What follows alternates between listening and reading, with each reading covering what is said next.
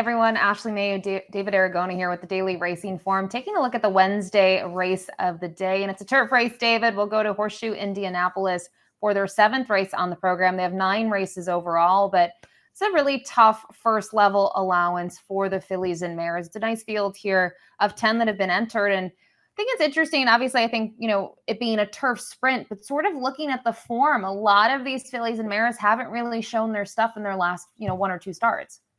Yeah, recent form and recent good form, I think, is a question mark for a lot of these horses. And you've also got runners coming in from all different directions, some turning back in distance, some who have competed in allowance races at Horseshoe Indy, some coming from the tougher Kentucky circuit. So it's going to be interesting to see how they stack up against each other. And we look at the time form US pace projection here, and you always think speed in a turf sprint, but you don't see a fast pace projected, but you see the 9 chatter could be involved. I think, looking at the outside draw, that could be the case, but the question will be first time turf and only making that second start since January. Yeah, I think it takes a pretty high threshold to trigger the fast pace flag in a 5-furlong turf sprint. And that's just because you don't often see these races come apart. So you don't want to steer directions towards closers in these kinds of races too often. We'll see how much contention there is for the front end. The number 9 Shatter, who's shown leading, she's got to prove that she can handle the turf. If she does, she'll probably be in front. But it's always a question mark about whether these horses with dirt speed can translate it to the grass. And just to note, the late pace flag is attached to the 3 Sunatra, who's going to be cutting back significantly in distance. Let's dive into this field of 10, kicking it off with the rail runner, the 1 Moringa here, who was able to graduate 2 starts back, and that was on the dirt, David. They tried a non-winners of 2 life allowance most recently, but that's all the way back in early July. Yeah, just really have to question the surface for this horse because she's never had success on the turf, and also the recent form because she did win 2 back. That was against much weaker, and she tried Allowance Company last time on the dirt. Just feels like her recent dirt form doesn't put her in the mix here. And while she does have 1 turf race going way back at Kentucky Downs that I guess suggests some preference for the surface, not at this level. The 2 Classic Claire, they regrouped in June and July, cut back in distance to the 5-furlong distance, and they've done that locally at Horseshoe Indianapolis. But curious to get your thoughts on the performances. I don't think her most recent was all that great, but maybe it flatters her knowing that it's been a productive race. Yeah, I think she faced a nice horse 2 back, that winner Pondering. I think a couple starts later came back to win a stakes at Ellis Park with an 89 buyer. So that was a strong performance against a pretty talented rival. I wish she did a little more running last time out, Ashley, because she got a little shuffled back in the middle of the race, but she had a path in the stretch and just kind of flattened out in the late stages. Maybe that was a slightly tougher spot than this one, but I still wanted to see her do more running in that race. I'm going to put you in the hot seat here with the 3 Sunatra. I have no idea how to assess her. Obviously, you can look at the races that she's been in. Hasn't been in the winner's circle in quite some time, but I have to feel like this is a little bit softer in terms of the level of competition, but the distance is a huge question mark. Yeah, if you're just looking at the class lines and the speed figures, she fits against this field, but all of those good performances came going much longer than this. And if you look through her full lifetime past performances, which you can do in DRF, especially if you take advantage of those free PPs, her last sprint race came all the way back in 2021.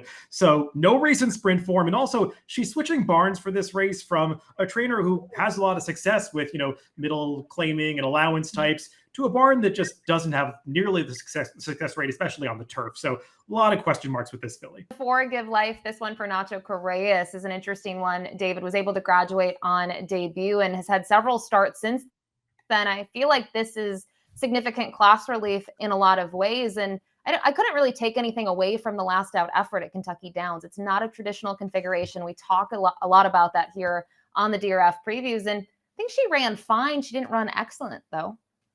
Yeah, and she's an especially difficult one to assess because her 2 best turf performances have both come at Kentucky Downs, and you just wonder whether that form is going to translate to other circuits. I agree. She was facing a better field last time, so I think this is class relief now that she's making the 3rd start off the layoff. I will say some might point to her race in the Untappable last year at Kentucky Downs as evidence that maybe she's better than this field because you'll see the winner of that race, Kilbane, while she subsequently become a Grade 1 winner, albeit on a different surface.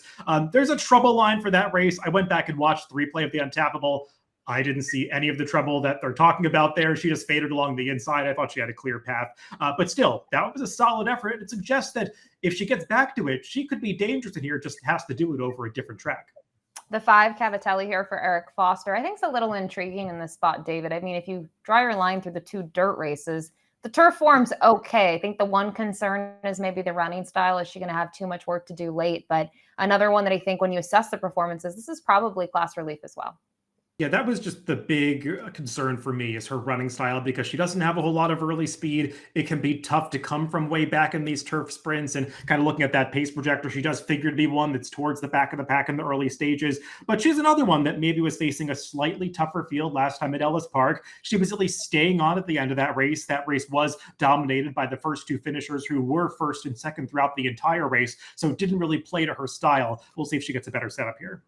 The 6 Midnight Grinds, 12-1 on the morning line. And I don't necessarily love Midnight Grind, but I think there's a case to be made, David, with the form at Horseshoe Indianapolis in these turf sprints.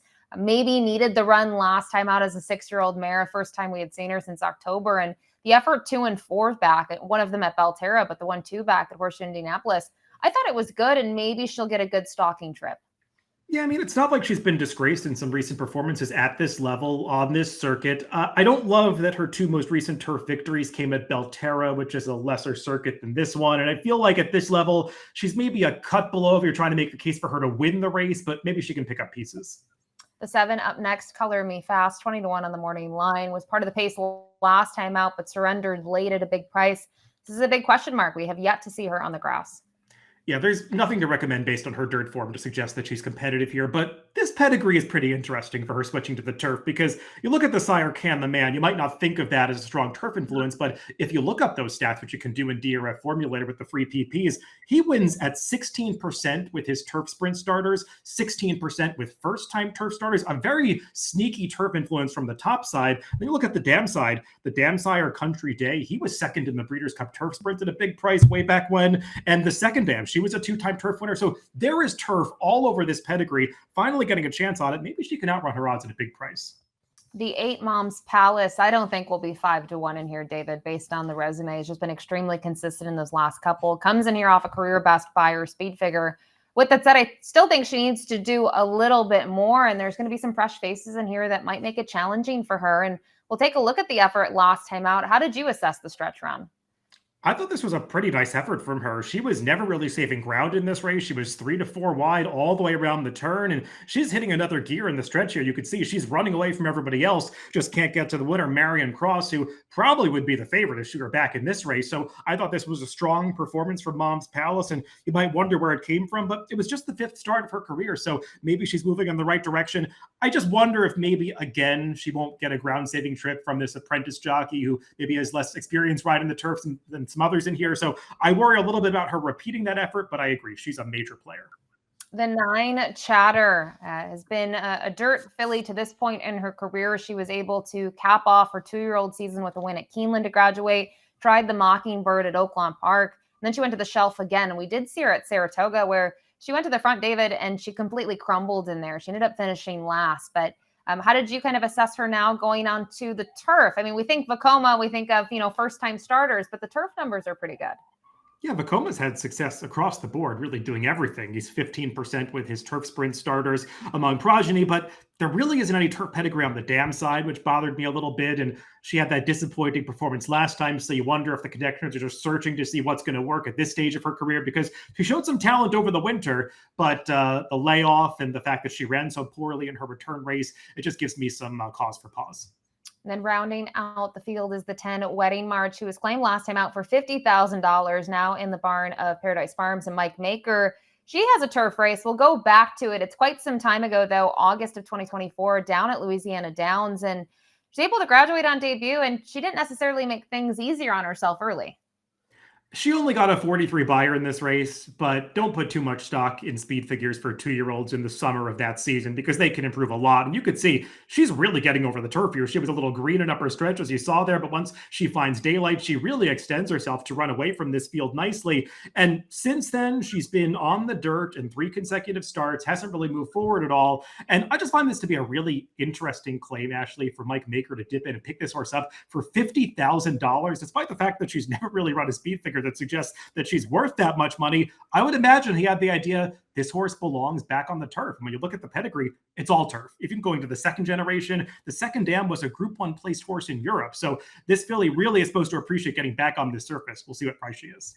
You bring up a great point about the claim. I don't think it's the claiming price. It's also kind of the age, right? When you think Mike Maker, you're thinking some older horses that he claims for what, $62,500. It seems like all the time. So great points there on the 10 Wedding March. It's going to round out the field for the Wednesday race of the day. Don't forget free past performances on the DRF website for this race. And curious to see who you go in terms of the top pick, and sort of sold us on the outside runner here, Wedding March, now with the barn change and the surface wedge.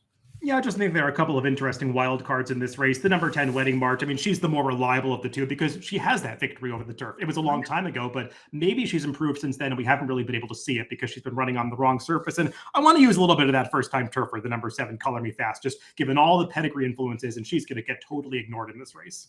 Yeah, good prices, 12-1 and 20-1 on the morning line. So 10-7-4-8 for David, 8-4-5-9 for me. I think looking at the horses this year, the 8 Moms Palace, just those turf efforts locally, they've been quite strong. So I went in that direction. We're curious to see who you like here in race number 7 this Wednesday at Horseshoe Indianapolis. Leave us a comment, and as always, good luck.